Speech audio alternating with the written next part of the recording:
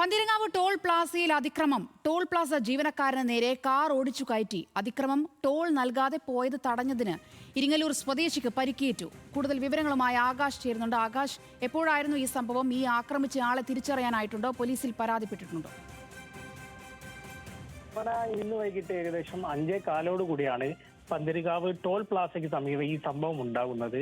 Toll നൽകാതെ പോയ വാഹനത്തെ, കിയ കാറിനെ തടഞ്ഞു നിർത്തിയ ആളെയാണ് വാഹനത്തിന്റെ ബോണറ്റിൽ ഇരുത്തിക്കൊണ്ട് അല്പനേരം 50 മീറ്ററോളം ദൂരം ഈ വാഹനം ഓടിക്കുകയും അതിനുശേഷം കാറിൽ നിന്നിറങ്ങിയ ആൾ ഈ ടോൾ പ്ലാസയിലെ ജീവനക്കാരനെ മർദ്ദിക്കുകയും ചെയ്തിരിക്കുന്നത്.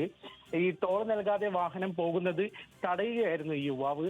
ആ സമയത്താണ് ഈ വാഹനം മുന്നോട്ടെടുക്കുകയും ഇയാളെ ബോണറ്റിൽ ഇരുത്തിക്കൊണ്ട് അല്പനേരം സഞ്ചരിക്കുകയും ചെയ്തത്.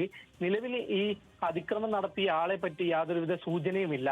ഈ വണ്ടിയുടെ ബോണറ്റിൽ ഇരുത്തിക്കൊണ്ട് പോയ ആളെ കുറിച്ച് യാതൊരു സൂചനയും നിലവിൽ ലഭിച്ചിട്ടില്ല. എന്നാൽ കൂടി ഇയാൾ പോലീസിൽ ഒരു പരാതി നൽകിയിട്ടുണ്ട്. തന്റെ വാഹനത്തിന്റെ വൈപ്പർ ഉൾപ്പെടെ തകരാറിലാക്കി ഈ ടോൾ പ്ലാസ ജീവനക്കാർ എന്ന രീതിയിൽ ഇയാൾ ഒരു പരാതി നിലവിൽ നൽകിയിട്ടുണ്ട്. കൂടാതെ തന്നെ ഇതുമായി ബന്ധപ്പെട്ട് നിലവിൽ നിരവധി വാഹനങ്ങൾ ഇത്തരത്തിൽ ടോൾ നൽകാതെ കടന്നു പോകുന്ന ഒരു സാഹചര്യം ഉണ്ടായ ഒരു സാഹചര്യത്തിലാണ് ഈ ടോൾ പ്ലാസ ജീവനക്കാരായി ഇത്തരത്തിൽ തടയാൻ ശ്രമിച്ചത്.